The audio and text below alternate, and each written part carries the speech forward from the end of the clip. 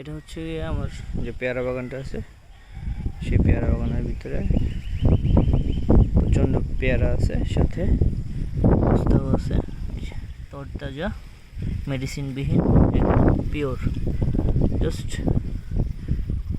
অনেকটা জুড়ে আছে ফ্রেশ সবজি।